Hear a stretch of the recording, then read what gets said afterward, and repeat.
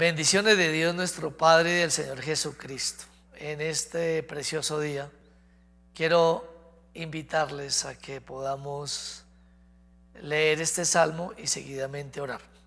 Salmo número 127 dice: si Jehová no edificare la casa, en vano trabajan los que la edifican. Si Jehová no guardare la ciudad o el país, en vano vela la guardia. Por demás es que os levantéis de madrugada y vayáis tarde a reposar, y que comáis pan de dolores, pues que a su amado dará Dios el sueño. He aquí herencia de Jehová son los hijos, cosa de estima el fruto del vientre. Como saetas en manos del valiente, así son los hijos habidos en la juventud. Bienaventurado el hombre que llenó su aljaba de ellos, no será avergonzado cuando hablare con los enemigos en la puerta. Muy corto este salmo, pero muy pertinente, porque nos habla de nuestra casa, de edificar nuestra casa, que si Dios no lo hace, pues en vano vamos a nosotros, todo lo que hagamos no va a servir. Es Dios el centro de todo. Y nos habla de algo muy importante, y es de guardar nuestra ciudad, guardar nuestro país. Si Dios no lo guarda, en vano será que haya instituciones, ejército, policía, todos esos estamentos gubernamentales que son de gran utilidad.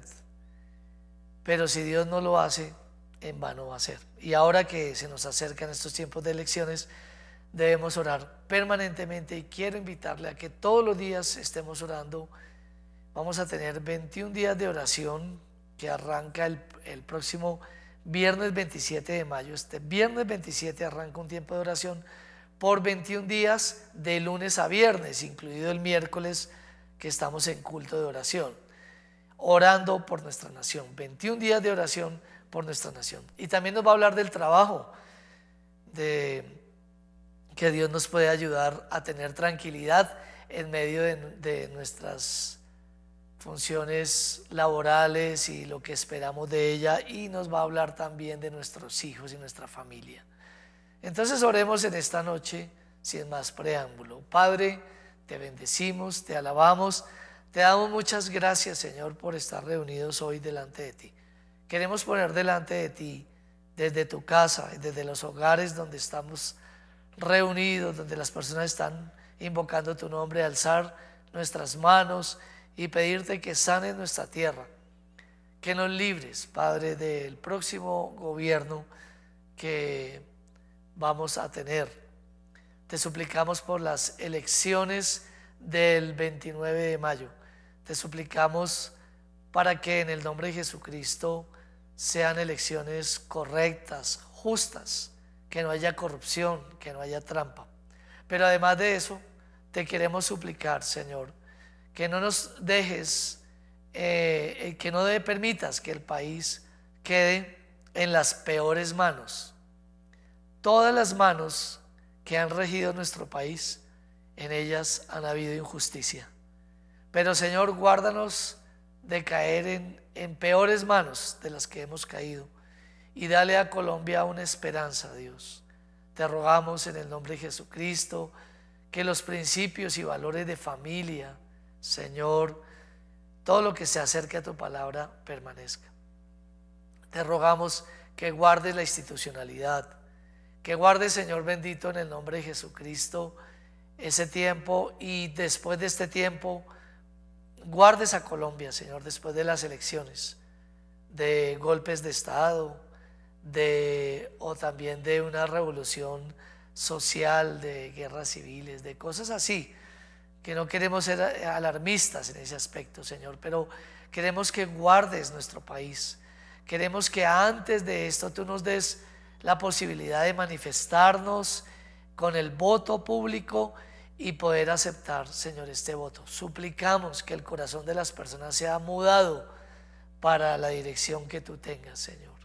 Por favor, no nos merecemos como colombianos ninguna cosa buena, porque todos hemos hecho mal, Padre Celestial. Como tu pueblo, como tu iglesia también hemos hecho mal. No hemos orado lo suficiente. No hemos brillado en medio de esta sociedad oscura. Primeramente nos vemos nosotros y pedimos perdón por los pecados de tu iglesia, por la falta de unidad, por el libertinaje que hay en tu iglesia, Señor Jesucristo, por las nuevas generaciones que no han sido discipuladas, que no hemos sido de pronto ejemplos, Señor, para ellos. Perdona a tu iglesia cristiana, así como perdona a tu iglesia en Venezuela, en Uruguay, en Perú, en Argentina, en Chile, en Estados Unidos. Perdona a tu iglesia, Señor, perdónala. Ten misericordia de las naciones, haciendo que volvamos a brillar y volvamos a ser un pueblo, ojalá íntegro. Pero también te pedimos, Señor, que perdones a Colombia, que perdones el derramamiento de sangre. Mira, Señor, sigue sacando a la luz todas estas cosas que oímos, Señor, acerca de personas que tienen asuntos ocultos con otras naciones, con grupos al margen de la ley, con lavado de activos. Te suplicamos, Señor, que esto no pare y que esto siga saliendo a la luz, porque si no sale a la luz, Padre Celestial, si no se descubre la enfermedad, el tumor, seremos muertos por estos problemas, Señor, por estas enfermedades. Ten misericordia de Colombia y ayúdanos a orar con mucho gozo, con mucha paz y con mucha esperanza. Ayúdanos a creer que así todo esté destinado aparentemente para el mal, tú también puedas darle a Colombia 4 años más, 4 años más de paciencia. Lo suplicamos en el nombre de Jesús. Bendice las necesidades de mis hermanos. Hoy las pongo delante de ti. Cualquier necesidad económica, de salud que tengan, hoy reciban sanidad levantando sus manos al cielo, con fe, recibiendo de tu espíritu, Señor, porque no hay nada imposible para ti. Esto lo rogamos y lo imploramos en el nombre de Jesús. Amén y amén. Quiero invitarle, hermano, a que no olvide que a partir del viernes 27 de abril vamos a tener oración por 21 días de lunes a viernes. Busque un espacio, hermanos, en familia. Busque un espacio en familia. 10 minutos de oración antes de acostarse o en la mañana con su esposo y con sus hijos, orando por Colombia todos esos 21 días de lunes a viernes, y confiar en que el Señor, como hemos hablado y como dice la Biblia, sigue gobernando las naciones de la tierra. Quédese cantando al Señor, escuche la palabra de Dios y tenga un tiempo de intercesión. Les amamos, Dios les bendiga.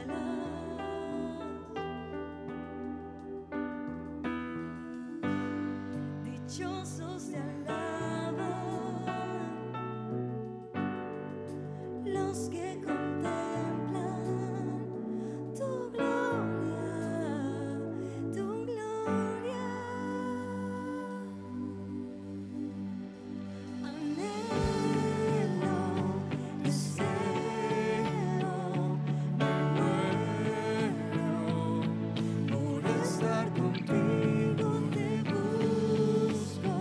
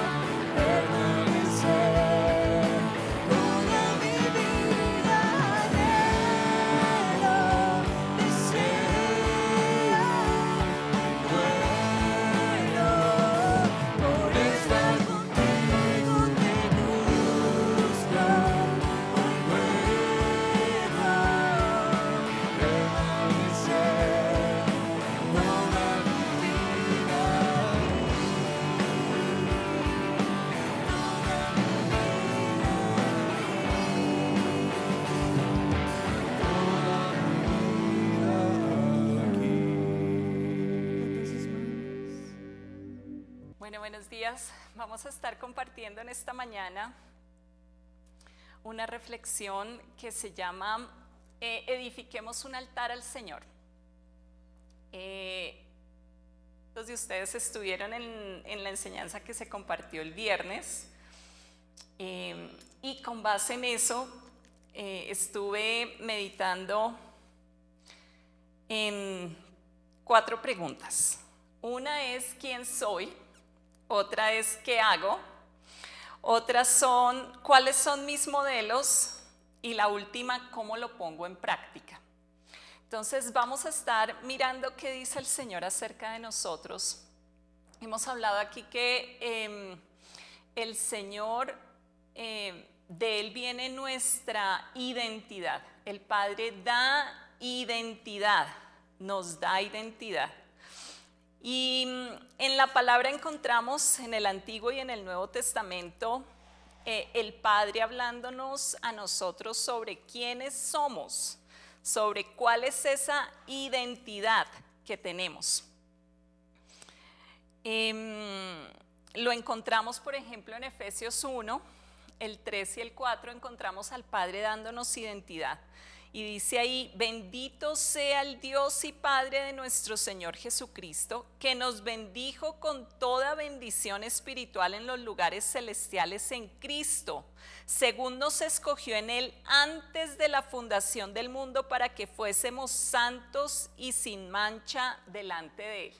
Ahí encontramos al Padre dándonos identidad. Por eso la figura del Padre en una familia es tan importante, porque los hombres dan identidad.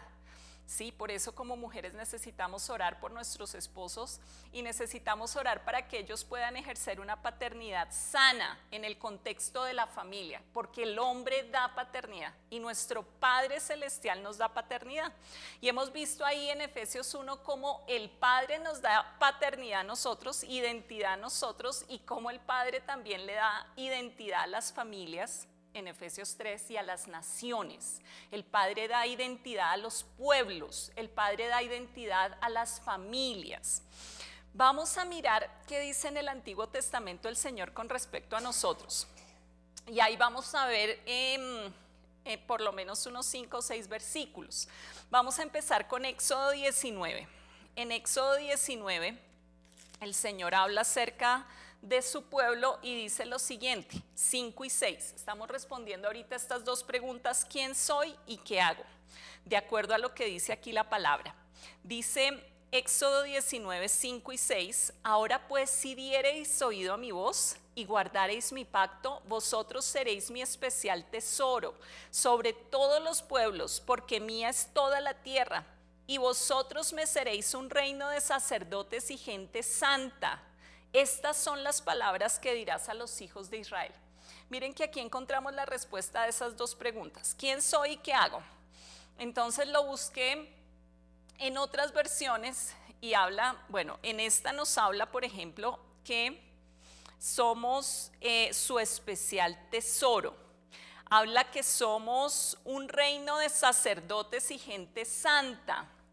En otras versiones dice que somos un tesoro especial, somos su propiedad exclusiva, somos un pueblo consagrado a Él, somos su pueblo preferido, somos apartados de todo para servirle a Él.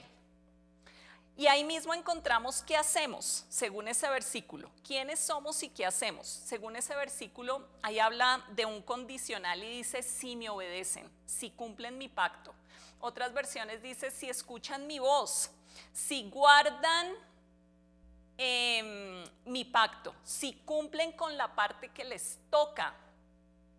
Y esta idea de Éxodo 19, 5 y 6 la encontramos a lo largo de la palabra, pero vamos a ver unos versículos donde se repite en Deuteronomio. En Deuteronomio habla acerca de esa identidad que tenemos como hijos, como pueblo del Señor, Deuteronomio 4:20. Y vuelve nuevamente a conectar quiénes somos con lo que hacemos. ¿Quiénes somos? Pues somos un especial tesoro, como veíamos, somos su tesoro especial, somos una nación santa. ¿Qué dice Deuteronomio 4:20? Deuteronomio 4:20 dice, pero a vosotros Jehová os tomó y os ha sacado del horno de hierro de Egipto, para que seáis el pueblo de su heredad. Somos el pueblo de su heredad, somos su propio pueblo, dicen otras versiones. Somos su posesión más preciada, somos un pueblo de su propiedad. Deuteronomio 7:6 vuelve a repetir nuevamente esta idea y recuerdo que ese día estuve mirando varios versículos donde dice lo mismo pero con diferentes palabras. Dice Deuteronomio 7:6, porque tú eres pueblo santo para Jehová tu Dios. Jehová tu Dios te ha escogido para hacerle un pueblo especial más que todos los pueblos que están sobre la tierra. Aquí habla de un pueblo santo, habla nuevamente de que somos su posesión exclusiva, que somos un pueblo apartado, un pueblo especial, un tesoro especial y un pueblo preferido. Deuteronomio 14:2 vuelve nuevamente a hacer referencia a su pueblo. Porque eres pueblo santo a Jehová tu Dios, y Jehová te ha escogido para que le seas un pueblo único de entre todos los pueblos que están sobre la tierra. Es hermoso que el Señor nos llame a ser únicos, es hermoso que el Señor nos llame a ser auténticos, es hermoso que el Señor nos llame a manifestar su riqueza. Él quiere manifestar su riqueza a través de cada uno de nosotros, y cada uno de nosotros tenemos algo especial para manifestar del Señor. Deuteronomio 26:18 lo dice de la siguiente forma. Deuteronomio 26:18 dice: Jehová te ha declarado hoy que tú eres pueblo suyo, de su exclusiva posesión, como te lo ha prometido, para que guardes todos sus mandamientos. Y otra vez vuelve a conectar quiénes somos con lo que hacemos, y lo conecta con la obediencia. Algo que me llamaba aquí la atención es que dice que guardes todos sus mandamientos, guardarlos todos. Y eso demanda pues un proceso, porque vamos creciendo en el Señor y vamos madurando. Y de pronto hace unos años éramos desobedientes en algunas áreas, pero a medida que va pasando el tiempo, la idea es que vayamos creciendo y vayamos madurando. Y madurando en obediencia, y que vayamos guardando cada vez más de sus mandamientos. De pronto nos convertimos al Señor y no guardamos todos sus mandamientos en ese momento, pero la idea es que a medida que va pasando el tiempo y vamos caminando con el Señor, vayamos creciendo en obediencia. Y hasta que lleguemos a esto, o sea, esta debe ser nuestra meta. Uno diría, bueno, pero la vida cristiana como que puede llegar a convertirse en una rutina, pero realmente no es una rutina, es algo nuevo. Es decir, que lo que antes no vencía, hoy ya lo venzo. Lo que antes no alcanzaba, hoy yo lo alcanzo. Lo que antes no obedecía al Señor, hoy lo obedezco hasta que llego a cumplir todos sus mandamientos. Y esa puede ser una muy buena meta para nosotros, que yo pueda llegar a guardar todos sus mandamientos, no por carga, no por ley, no por mandato, sino por amor, porque soy ese pueblo especial, soy ese pueblo escogido, soy ese especial tesoro. Y hay otra palabra más en el Antiguo Testamento, porque en el Nuevo Testamento encontramos muchos versículos relacionados con este tema de quién somos, pero hay uno más en el Antiguo Testamento que está en Malaquías. En Malaquías 3:17 encontramos quiénes somos y qué hacemos, quiénes somos y qué hacemos. Y aquí vuelve el Señor nuevamente a decirnos que somos un especial tesoro. Dice: y serán para mí especial tesoro, ha dicho Jehová de los ejércitos, en el día en que yo actúe, y los perdonaré como el hombre que perdona a su hijo que le sirve. Y me gusta lo que dice el versículo 18 porque se conecta con qué hacemos. Entonces os volveréis y discerniréis la diferencia entre lo justo, entre el justo y el malo, entre el que sirve a Dios y el que no le sirve. Aquí encontramos en Malaquías 3:17 y miramos, estaba mirando aquí en el versículo 16 de Malaquías 3, hay una alusión interesante a lo que el Señor quiere para nosotros. Entonces los que temían a Jehová hablaron cada uno a su compañero, y Jehová escuchó y oyó, y fue escrito libro de memoria delante de él para los que le temen, para los que temen a Jehová y para los que piensan en su nombre. Estamos hablando de quiénes somos y qué hacemos. De acuerdo a estas escrituras en el Antiguo Testamento, tengo acá una lista de quiénes somos, sacado de estos versículos y también visto de otras versiones de la Biblia. Somos su especial tesoro, somos un tesoro especial, somos un pueblo consagrado al Señor, somos un pueblo preferido, somos un reino de sacerdotes. Ese de que somos un reino de sacerdotes se conecta a que estamos apartados de todo para servir al Señor. Somos su propiedad exclusiva, somos su pueblo, somos el pueblo de su heredad, somos su propio pueblo, su posesión más preciada, el pueblo de su propiedad, un pueblo santo, su posesión exclusiva. Ahora, ¿qué es eso que nosotros hacemos?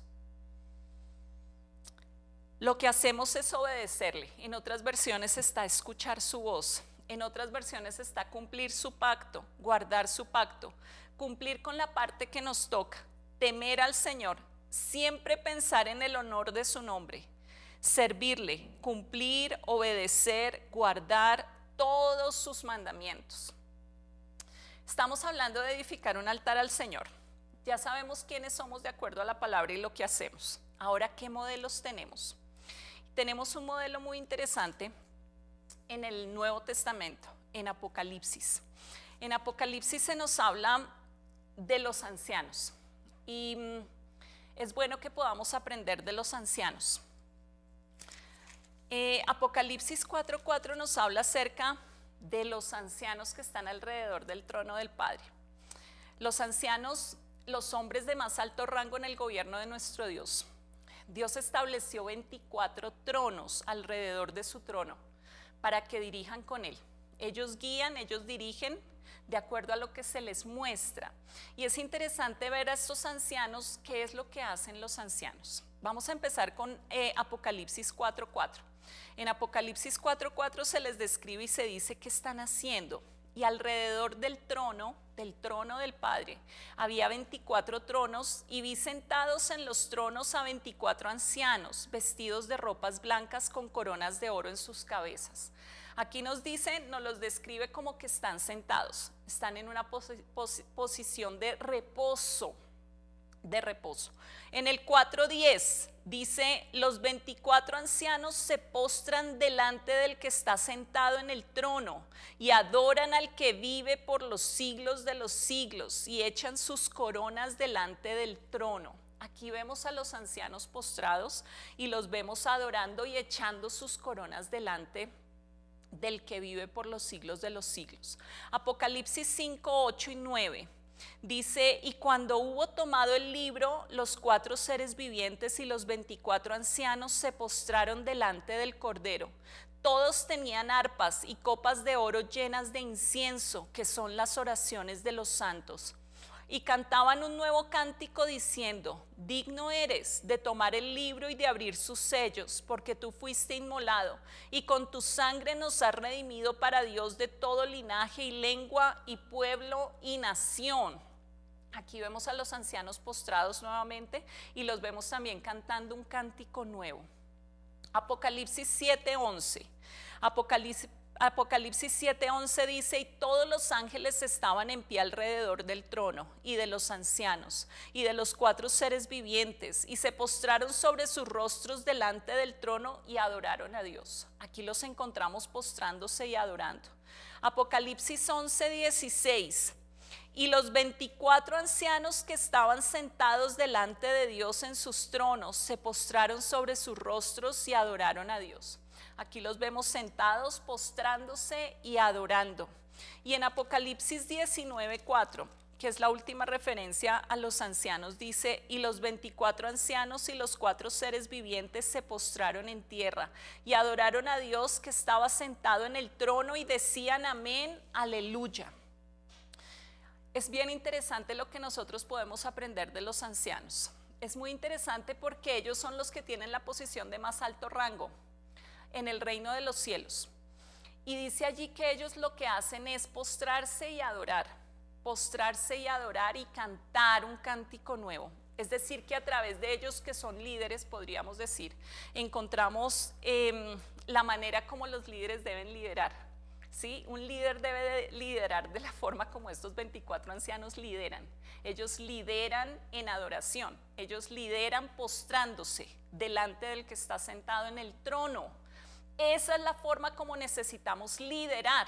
Esa es la manera como nosotros, y ese es el ejemplo para nosotros. Entonces, ¿cuál es nuestro modelo? Encontramos aquí un modelo, pero también encontramos un modelo en la tierra, que es un modelo de un líder, de un rey, y es el rey David, en el Salmo 27:4.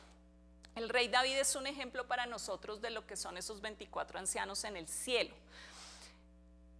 ¿Qué dice la palabra en el Salmo 27:4?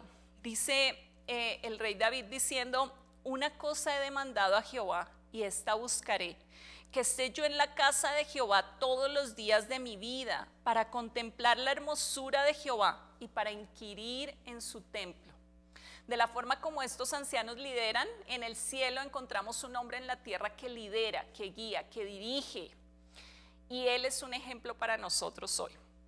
Eso que se vivía o que se vive en el cielo en este momento con los 24 ancianos, David lo representa aquí en este versículo, cuando dice: una cosa he demandado a Jehová y esta buscaré, que esté yo en la casa de Jehová todos los días de mi vida, para contemplar, para sentarme, para postrarme, para adorar, para cantar un cántico nuevo, que esté yo en la casa de Jehová todos los días de mi vida, para contemplar la hermosura de Jehová y para inquirir en su templo.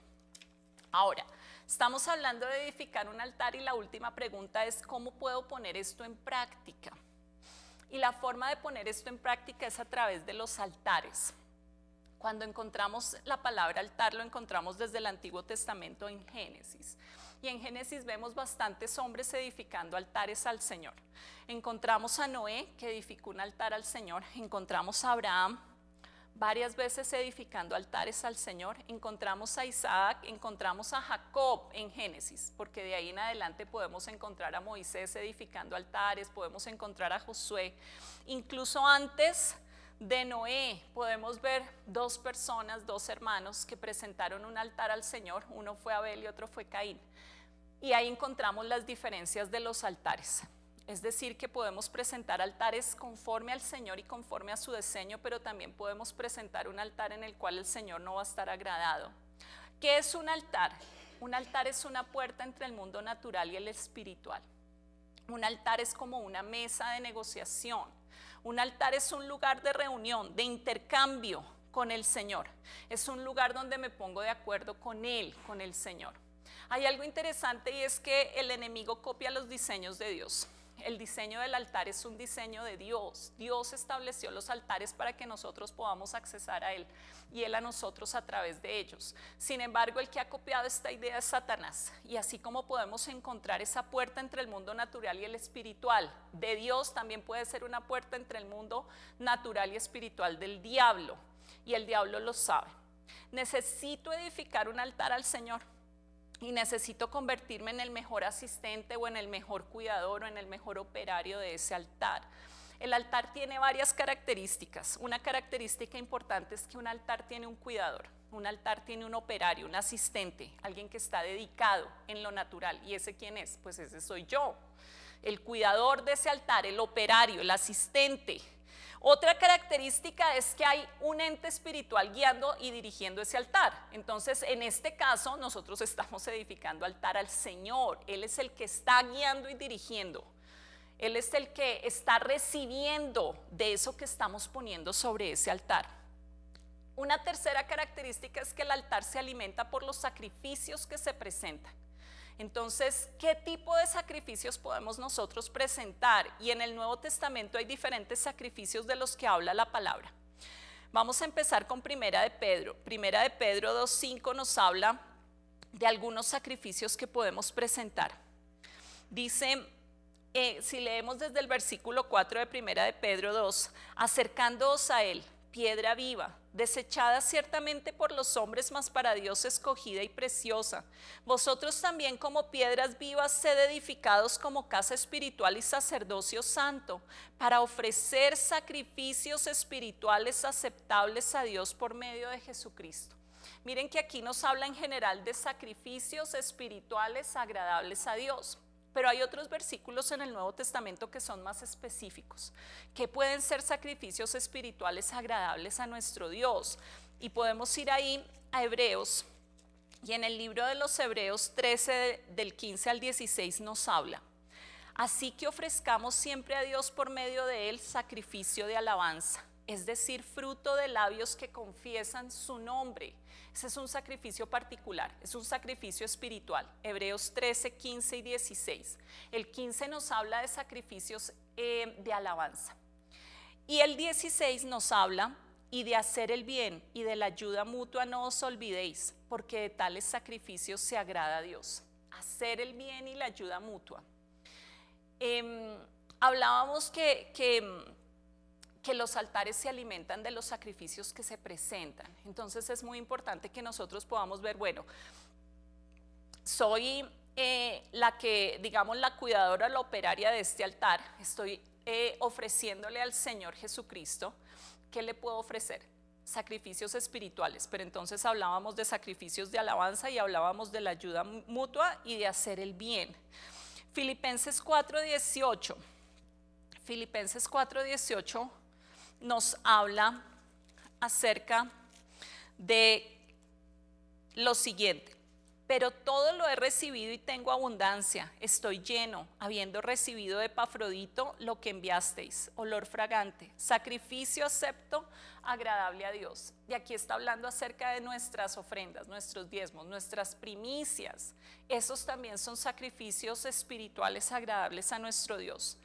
Romanos 12:1 nos llama a que nos presentemos y presentemos nuestro cuerpo en un sacrificio vivo. Es decir, que siempre que procuramos presentarnos al Señor y presentar nuestro cuerpo a Él para hacer lo bueno y no lo malo, también estamos haciendo un sacrificio espiritual agradable a Él. Así que, hermanos, os ruego por la misericordia de Dios que presentéis vuestros cuerpos en sacrificio vivo, santo, agradable a Dios, que es vuestro culto racional. Veíamos que en un altar hay un cuidador, en un altar hay una presencia espiritual. Estamos hablando acerca del Señor Jesucristo, porque estamos pensando en que nosotros vamos a ofrecer un altar al Señor. Y hemos hablado que los altares son alimentados por los sacrificios que se presentan. Otra característica importante de los altares es que es un lugar de actividad repetitiva, de actividad permanente, de actividad perpetua. Es decir, que en un altar yo no alabo a Dios una vez en mi vida. En un altar yo no ofrezco un diezmo una vez en mi vida. En un altar yo no vengo a la congregación una vez en mi vida o ayudo a una persona una vez. No, es algo que yo hago repetitivamente. Yo voy a la palabra y leo la palabra repetitivamente. Yo vengo a la congregación y sirvo dentro de la congregación de una manera repetitiva. Yo oro a Dios y le busco no una vez cada año, sino de una manera repetitiva, porque eso es un altar. Un altar es un lugar donde se lleva a cabo una actividad repetitiva. Y algo importante, una última característica que quería mencionar es que es un lugar de intercambio. Los altares son lugares de intercambio. Y eso lo vemos claramente en la historia de Noé, en Génesis 8. Allí vemos en 20 y 21 el tipo de intercambio que se hizo. Dice: y edificó Noé un altar a Jehová, y tomó de todo animal limpio y de toda ave limpia, y ofreció holocausto en el altar. Y percibió Jehová olor grato, y dijo Jehová en su corazón: no volveré más a maldecir la tierra por causa del hombre, porque el intento del corazón del hombre es malo desde su juventud, ni volveré más a destruir todo ser viviente como he hecho. Ahí encontramos ese intercambio que se da a través de este altar que Noé levanta al Señor. Hoy el Señor nos está haciendo un llamado para que nosotros podamos fortalecer el altar a Él. Y también un llamado para que podamos analizar si en nuestra vida hay otro tipo de altares, a entidades espirituales. Esos altares que pueden haber en nuestra vida, que no son altares al Señor, sino que son altares al demonio o a los demonios, los pudimos haber establecido nosotros mismos a través de nuestra desobediencia, o pudieron haber sido establecidos por nuestros antepasados. Y en ese sentido es importante que nosotros nos examinemos. Hay una historia interesante en el Nuevo Testamento, en el Antiguo Testamento, que ustedes pueden ubicar, que es cuando el arca del Señor es tomada por los filisteos. El arca del Señor es tomada por los filisteos y la traen al templo de Dagón. Entonces está el arca del Señor y está el ídolo Dagón. Y en ese momento hay una guerra de altares. Entonces eso es lo que pasa cuando nosotros le hemos entregado nuestra vida al Señor Jesús, pero en nuestra vida hay altares a los demonios, ¿sí? Altares porque nosotros mismos los hemos levantado o altares porque nuestros antepasados los levantaron.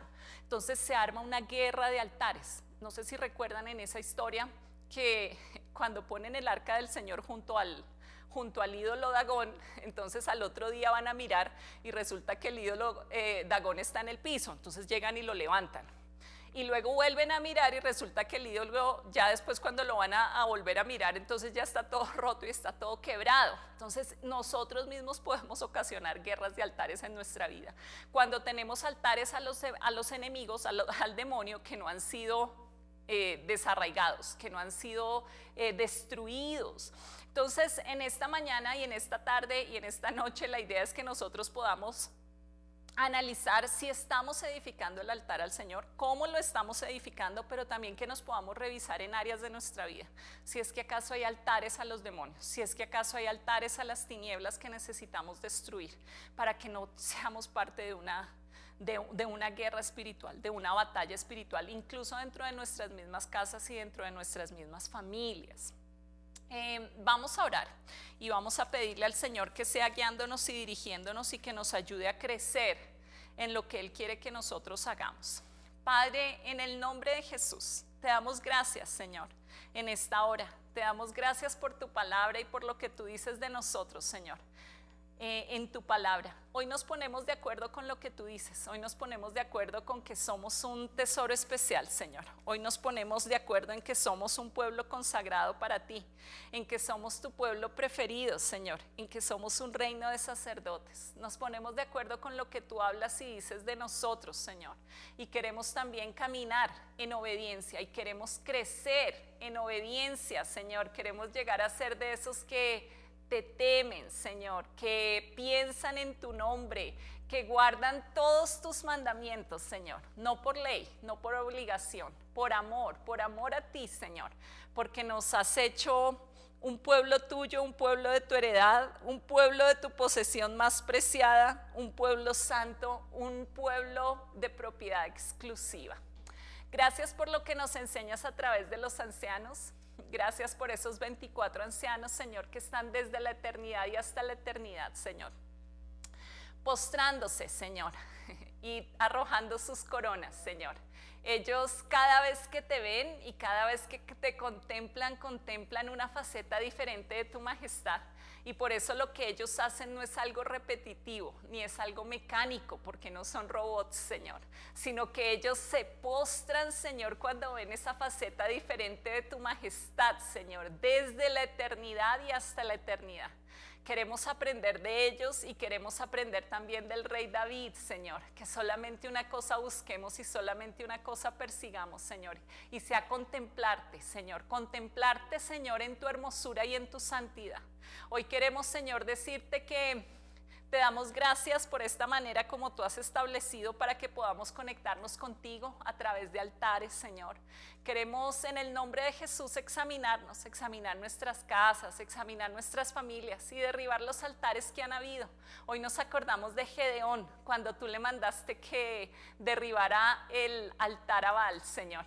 Hoy nos acordamos, Señor, de los que en tu palabra derribaron altares al enemigo, Señor, que fueron levantados. Y hoy oramos, Señor, por este tiempo, un tiempo para derribar los altares equivocados en nuestra vida, un tiempo para derribar los altares equivocados en nuestra casa, en nuestra familia, un tiempo para que caigan los altares en esta nación, a las entidades espirituales, a los demonios, en el nombre de Jesús. Hoy oramos, Señor, para que podamos ser de esos que levantan altares a ti, Señor. Gracias por lo que nos enseñas a través de Noé, gracias por lo que nos enseñas a través de Abraham, a través de Jacob, a través de Isaac, a través de Moisés, a través de Josué, Señor. Gracias por todos los que levantaron altares a ti y queremos ser de esos que levantan altares para ti, Señor. Queremos que todas las áreas de nuestra vida, en todas las áreas de nuestra vida haya altar a Jehová y sean derribados los demás altares a entidades espirituales contrarias, Señor. En el nombre poderoso de Jesús. Amén.